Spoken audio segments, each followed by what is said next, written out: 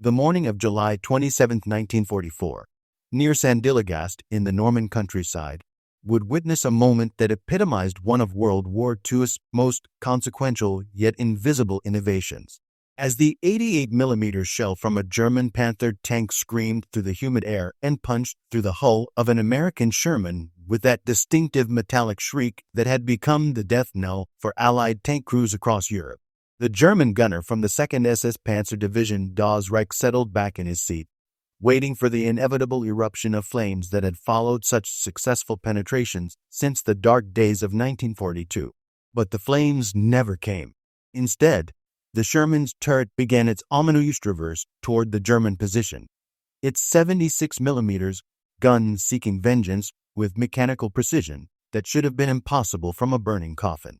The German loader, his hand already reaching for another armor-piercing round, froze in confusion that would have been comical under different circumstances. According to every training manual he had studied, every combat report from the Russian steppes to the North African desert, every piece of intelligence that had filtered down through Wehrmacht channels, that American tank should have been transformed into a crematorium for its 5-man crew. What the Panther crew witnessed that morning was not merely another engagement in the grinding war of attrition that Normandy had become, but rather the manifestation of a revolution in tank warfare that German forces had completely missed, a revolution that would ultimately contribute to their defeat in ways they would never fully comprehend. The M4376W Sherman they had just engaged represented the culmination of American industrial ingenuity applied to a problem that had plagued Allied armor since the first disastrous encounters with German anti-tank guns. Hidden within its hull was a Wet-Stowage ammunition system, an innovation so elegantly simple yet so effectively concealed that it would remain undetected by German intelligence throughout the war's final, crucial year. Double-walled storage bins filled with 38 gallons of fire suppressant liquid surrounded every round of ammunition, creating a protective cocoon that prevented the catastrophic fires German gunners had counted on since their early victories in North Africa and Russia. This modification, present in every Sherman tank produced after January 1944, had reduced the probability of fire after armor penetration from the devastating 60 to 80% that had characterized early Sherman variants to a mere 10 to 15%. A transformation so profound that it effectively multiplied American armored strength without adding a single additional tank to the battlefield. Across the Norman countryside that morning, the 2nd Armored Division was attacking with 104 of these improved Shermans, each one carrying within its steel hull the accumulated lessons learned from disasters that had cost thousands of Allied lives and shaped a new approach armored warfare. The story of this transformation began in disaster and desperation, born from the ashes of one of the most devastating defeats in American armored history.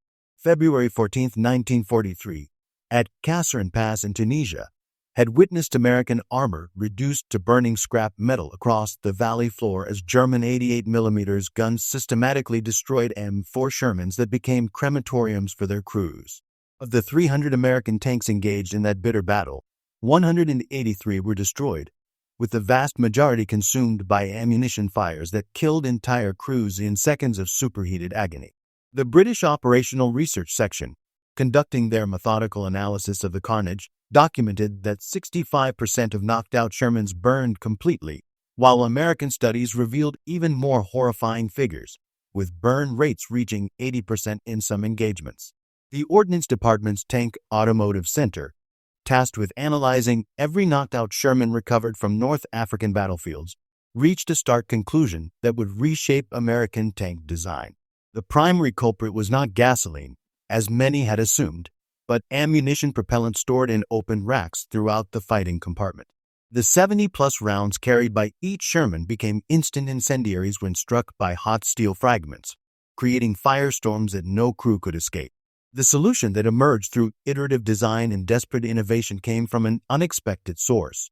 A chemical engineer from DuPont who attended a tank board meeting in November 1943 and suggested surrounding ammunition with liquid. Initial proposals seemed absurd to practical military engineers, filling entire fighting compartments with water, creating submarine-like sealed compartments that would make tank operation impossible. But through months of development and testing, the concept evolved into elegant simplicity. Double-walled ammunition containers with liquid-filled cavities positioned in the hull floor, away from likely impact points where German guns typically achieved penetration. By December 1943, the Press Steel Car Company in Pennsylvania was retooling its assembly lines for this revolutionary modification, and the first M4A176W rolled off the production line on January 3, 1944, carrying the W designation that stood for wet, though few beyond factory floors understood its life-saving significance. Testing at Aberdeen Proving Ground validated the concept beyond the most optimistic expectations of its designers. In controlled experiments that would remain classified until 1963, technicians fired captured German 75mm and 88mm guns directly at ammunition bins under laboratory conditions. Dry storage detonated in 73% of hits, creating the hellish firestorms that had characterized Sherman losses throughout 1942 and 1943. Wet storage burned in only 15% of cases, with classified films showing the dramatic difference. Dry ammunition erupting in pillars of flame versus wet storage, producing small puffs of smoke quickly extinguished by spreading liquid that robbed fire of the oxygen it needed to consume propellant and crew alike. The modification proved comprehensive in its engineering sophistication, with each ammunition bin consisting of concentric double-walled cells holding 10 rounds. The space between walls filled initially with water, then a water-glycol mixture, and finally a specialized solution called AmmuDamp. The chemistry behind this protection was crucial to its success. Pure water froze in winter conditions, making it useless during the Battle of the Bulge and other cold weather operations. Glycol prevented freezing but caused corrosion of brass cartridge cases, while AmmuDamp, a mixture of ethyl sodium potassium phosphate with rust inhibitors and biocides, solved both problems while actually improving fire suppression capabilities over pure water. The M4A375W carried 100 rounds in floor storage plus 4 ready rounds, protected by 37.1 gallons total of this life-saving liquid, while the 76mm variant stored 71 rounds with 36.6 gallons of protection. The system added 900 pounds to tank weight, creating concerns about mobility and mechanical reliability, but dramatically improved survivability in ways that would prove decisive in the campaigns ahead.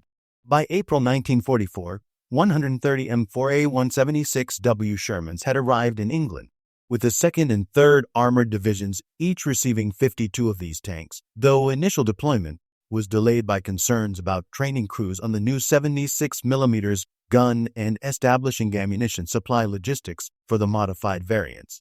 These improved Shermans would first taste combat during Operation Cobra, beginning July 25, 1944, in what would prove to be their baptism by fire and vindication of American engineering innovation.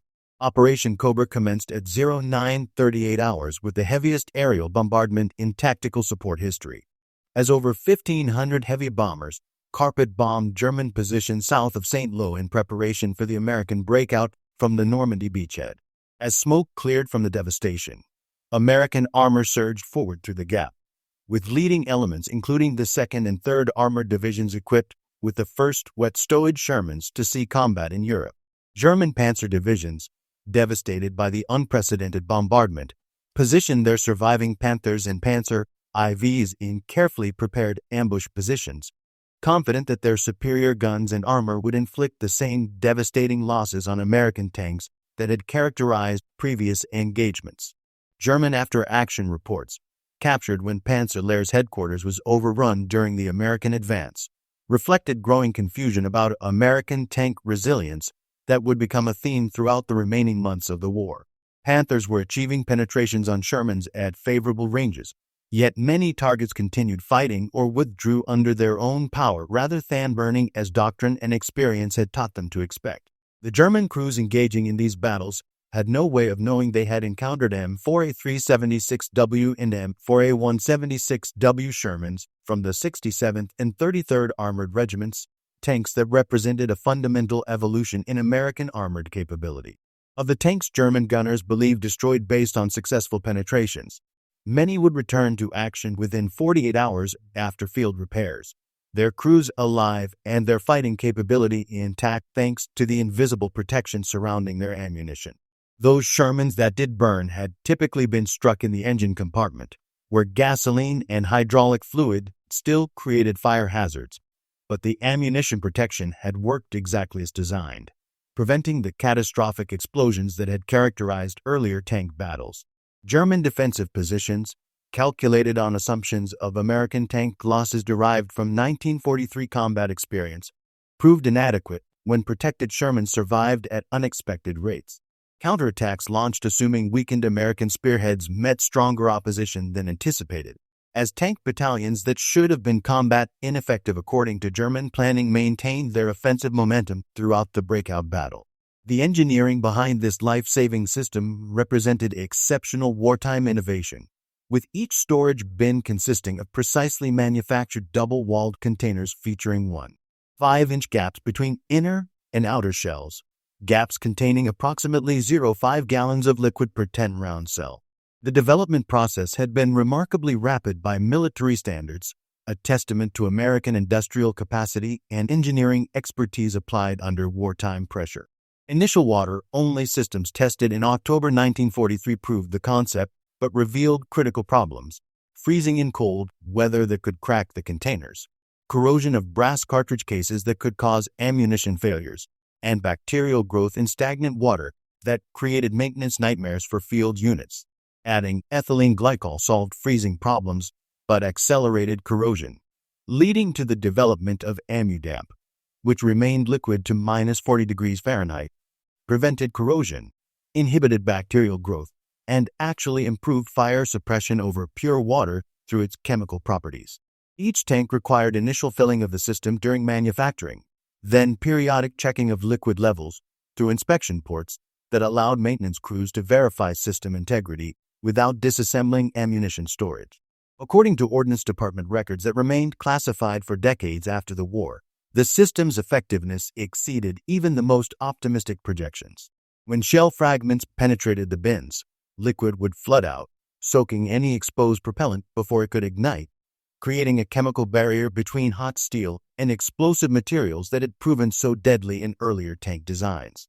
Even if some propellant caught fire, the liquid would prevent spread to other rounds, transforming what had been total loss scenarios into minor damage situations that field maintenance could repair.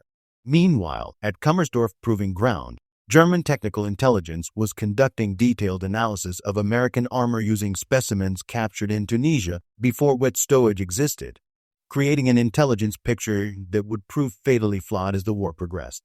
The evaluation focused on M4A1 tanks from the 1st Armored Division captured at Sidi Bouzid in February 1943, providing German analysts with comprehensive technical data about Sherman design, armor composition, engine performance, transmission characteristics, and most critically, ammunition storage arrangements that no longer reflected reality on the battlefield. German technical reports meticulously documented every aspect of Sherman design based on these early specimens, creating intelligence bulletins distributed to Panzer units that contained detailed drawings of ammunition rack placement in sponsons above track level, complete with tactical recommendations to target these areas for maximum destructive effect. This intelligence, distributed as doctrine to all Panzer units, became gospel for German tank crews, with gunnery schools from Putlos to Paderborn teaching students to aim for Sherman sponsons as the most effective way to achieve catastrophic kills through ammunition fires.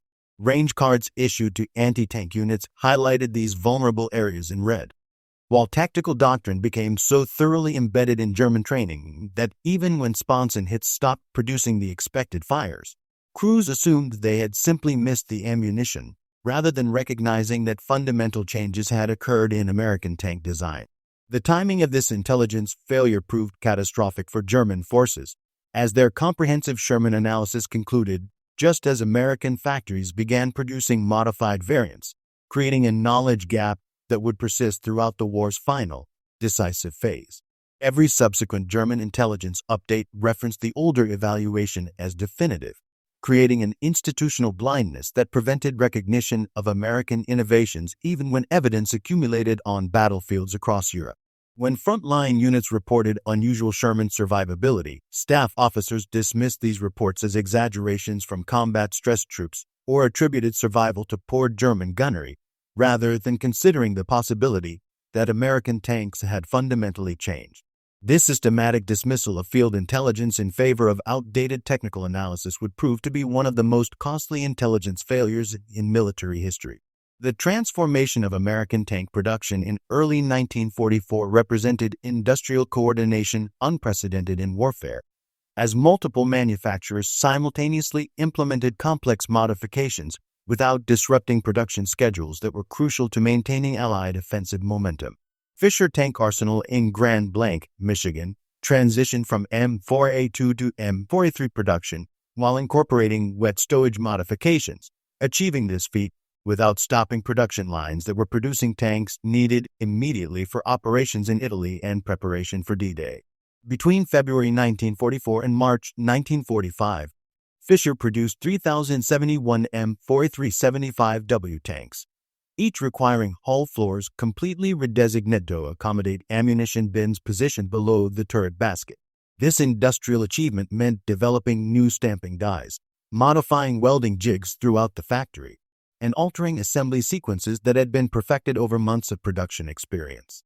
The partial turret basket, replacing the full rotating floor to allow access to hull-mounted ammunition, required redesigning the entire turret traverse mechanism, with hydraulic lines, electrical cables, and control linkages all needing rerouting around the new ammunition positions.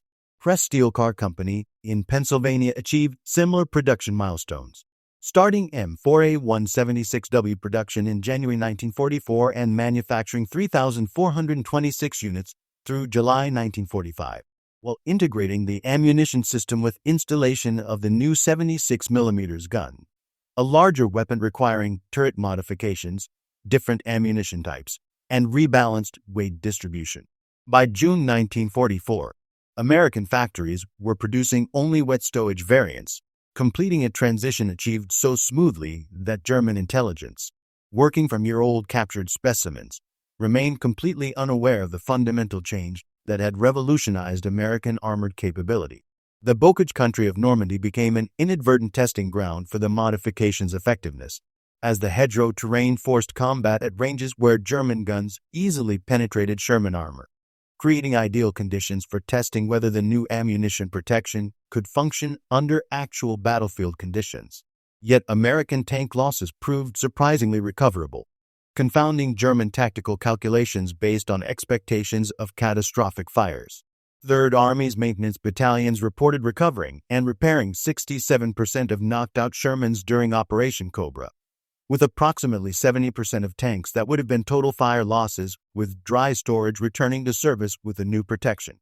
This invisible multiplication of American tank strength confounded German planning at every operational level, as commanders expressed increasing frustration in war diaries about American tanks appearing to possess inexhaustible reserves.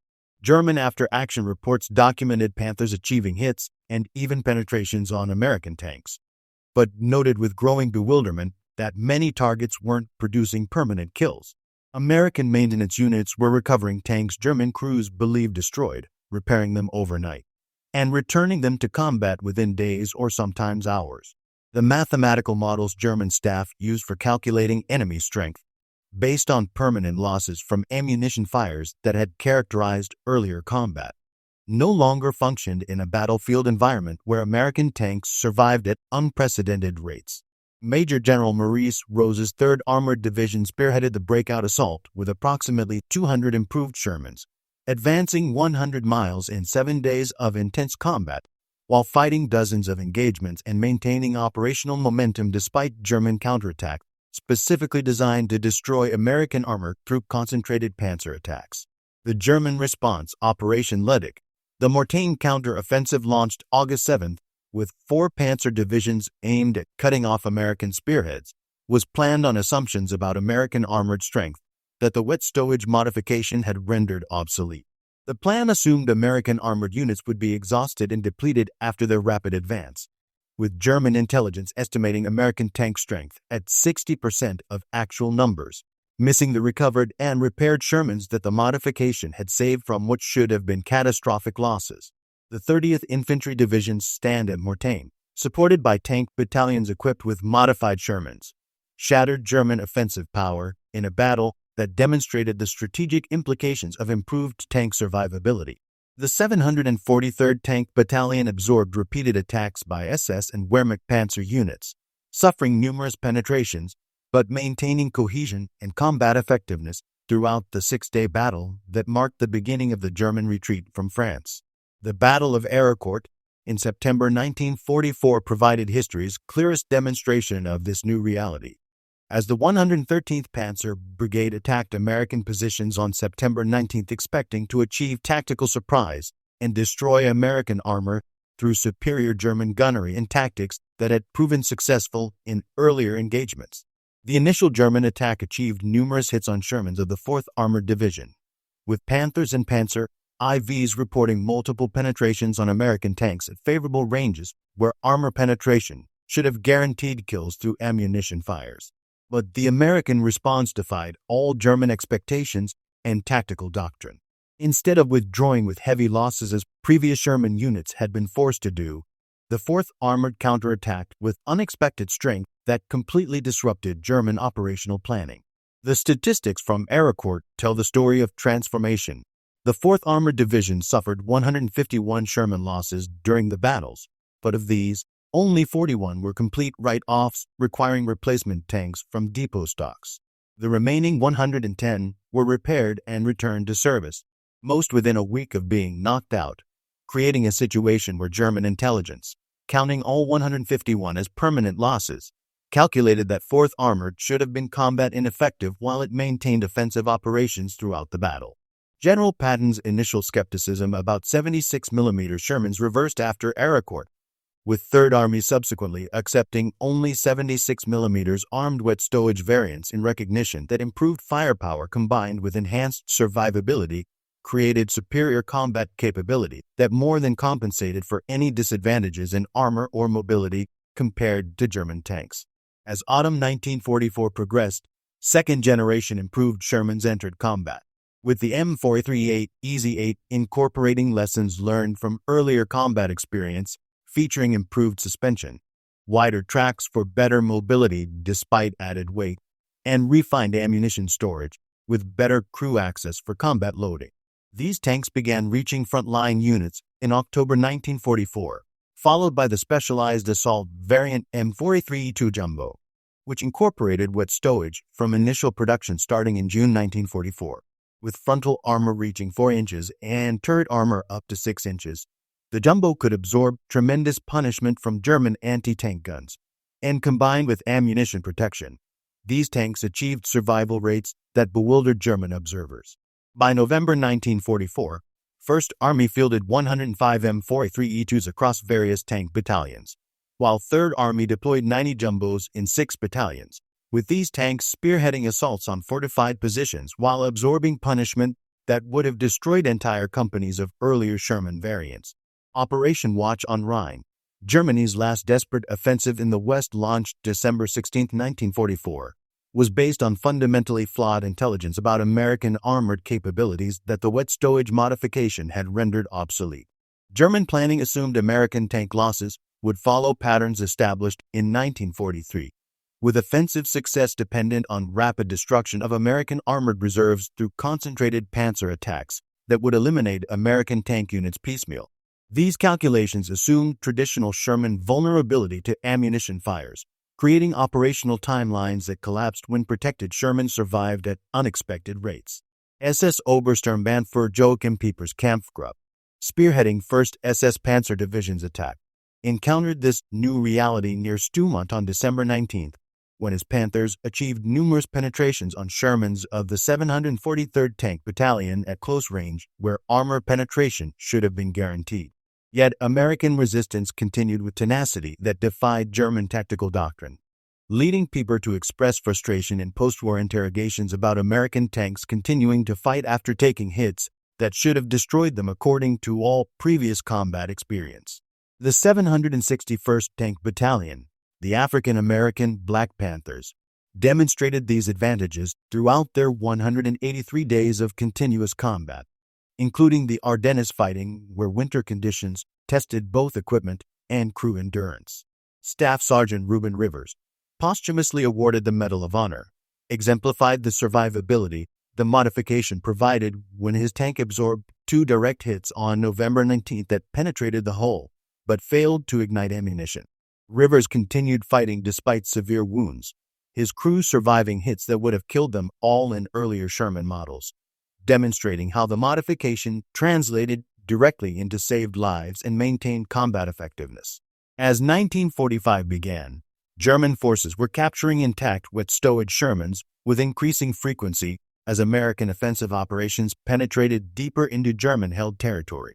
Operation Nordwind resulted in capture of numerous M4375W tanks from the 43rd Tank Battalion near Haguenau, with German crews operating these captured vehicles for several days without recognizing the significance of the liquid-filled ammunition containers that surrounded every round.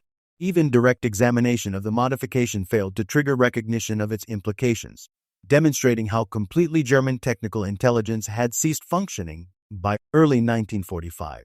The Waffen-SS Technical Intelligence Branch, once capable of detailed analysis of captured equipment, had effectively ceased operating as an effective organization. The few technical specialists still working focused on desperate wonder weapon projects rather than analyzing enemy equipment that might provide tactical advantages in conventional combat. Even if frontline troops had recognized the modification's significance, no institutional mechanism existed to process and disseminate this intelligence to units that could benefit from the knowledge, creating a complete breakdown in the intelligence cycle that had once been Germany's advantage in the early war years. The U.S. Army's Operations Research Office, in their comprehensive post-war study OROT 117, documented the complete transformation that Wet-Stowage had achieved in American armored capability. Pre-modification Shermans burned in 60 to 80% of penetrating hits, creating the devastating loss rates that had characterized battles from North Africa through early Normandy operations. Wet-Stowage variants burned in only 10 to 15% of cases, a reduction that multiplied American armored effectiveness in ways that remained invisible to enemy intelligence throughout the war's final phase. This mathematical advantage can be illustrated through a simple tactical example. A tank battalion with 50 Shermans suffering 30 penetrating hits would have lost 18 to 24 tanks to fire with dry storage, requiring complete reconstitution with replacement tanks and crews from depot stocks. With Wet-Stowage, only 3 to 5 would burn, leaving 25 to 27 repairable tanks that could return to action within days, allowing the battalion to maintain combat effectiveness rather than being withdrawn for rebuilding. Across the European theater, this advantage accumulated strategically, with conservative estimates suggesting the modification prevented burning in at least 1,000 tanks, representing 5,000 trained crew members saved in dozens of battalions maintaining combat effectiveness when they would otherwise have required replacement. German planning throughout 1944 and 1945 never incorporated these realities, with every operational plan using obsolete data about Sherman vulnerability derived from 1942 to 1943 combat experience. This systematic error, repeated across thousands of engagements from Normandy to the Reich's final defense, contributed directly to German defeat by creating false expectations about American armored losses that never materialized. The accumulated effect was strategic, as German forces found themselves facing American armored units that maintained strength and momentum where doctrine suggested they should have been weakened by combat attrition. Post-war interrogations and memoirs provide compelling evidence of the intelligence gap's completeness, with not a single German account from the war years mentioning recognition of this modification despite its presence in thousands of tanks encountered on battlefields across Europe. Otto Carius, who destroyed over 150 enemy tanks during his career, wrote extensively about combat against Shermans and Tigers in the mud, without mentioning unusual fire resistance that should have been obvious to an experienced tank destroyer. Ernst Bachmann's detailed account of his famous defensive stand at Normandy never mentions surprise at Sherman's surviving hits that previous experience suggested should have been fatal. Unit histories compiled by veteran associations provide additional evidence of this blind spot, with histories of Panzer Lehr, 2nd SS Panzer, and 116th Panzer Division containing no recognition of improved Sherman survivability despite extensive combat experience against Wet-Stowage variants. These sources are particularly significant because they represent private recollections among comrades rather than official histories subject to censorship or propaganda concerns. Yet they contain no awareness of changes that fundamentally alter the tactical balance on European battlefields. The Wet-Stowage intelligence failure represents one of the most complete intelligence breakdowns in modern warfare, created by multiple factors that combine to create an unprecedented blind spot in German tactical awareness. German technical evaluation of Sherman tanks had occurred using specimens captured before the modification existed, creating baseline intelligence that became increasingly obsolete as American production evolved. By the time Wet-Stowage Shermans entered combat in large numbers, German forces had shifted to primarily defensive operations with limited opportunity for systematic technical intelligence collection of the type that had characterized earlier periods of the war. Organizational dysfunction prevented field observations from reaching analysts who might have recognized the implications, as German technical intelligence had become divided between multiple competing agencies with poor information sharing and institutional rivalries that impeded effective analysis. Resource constraints meant captured vehicles went immediately into operational service rather than technical evaluation, while cultural factors, including overconfidence in German technical superiority, reduced perceived need for detailed enemy equipment analysis that might have revealed American innovations. Perhaps most crucially, the modification's invisibility proved decisive in maintaining its secret.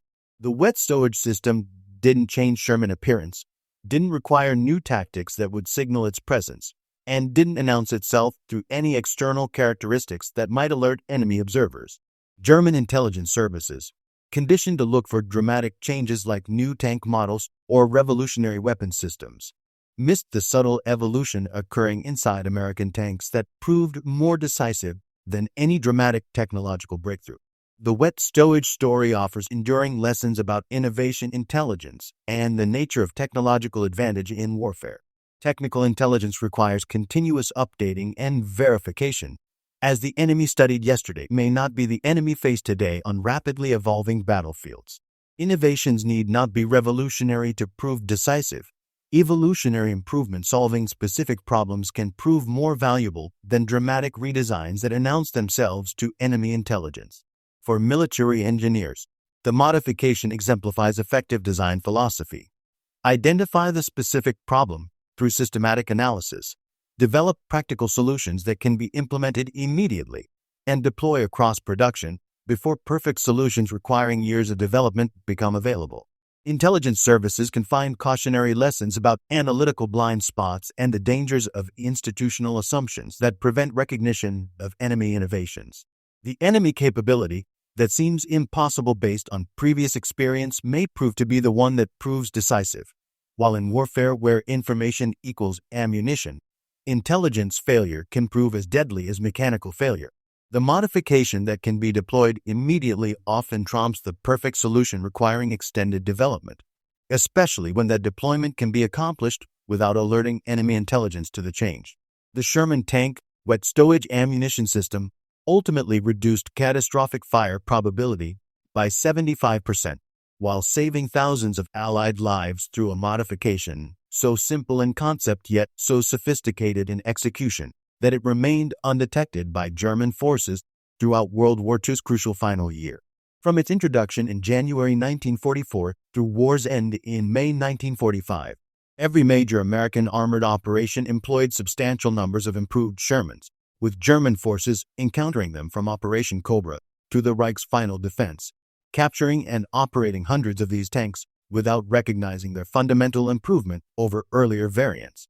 American engineers had designed the system primarily to save lives rather than deceive enemies, yet its invisibility to German intelligence multiplied its effectiveness beyond any calculation that designers might have imagined.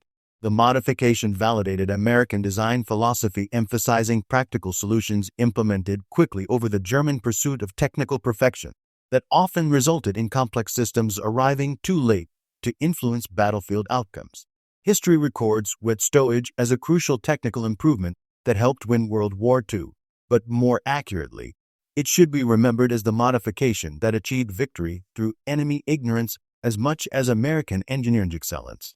German tank crews fought throughout the war's final phase against an enemy that no longer matched their intelligence assessments, using obsolete tactics based on faulty assumptions about American tank vulnerability that cost them countless tactical opportunities. The modification didn't merely save American lives. It shortened the war by maintaining American armored strength at levels that accelerated German defeat through sustained offensive operations that would have been impossible with earlier loss rates. In this hidden advantage, multiplied across thousands of battles from Normandy to the Elbe River, we find one of World War II's most remarkable yet unknown stories. A simple modification that changed everything while remaining invisible to those who most desperately needed to recognize its implications for the evolving nature of armored warfare.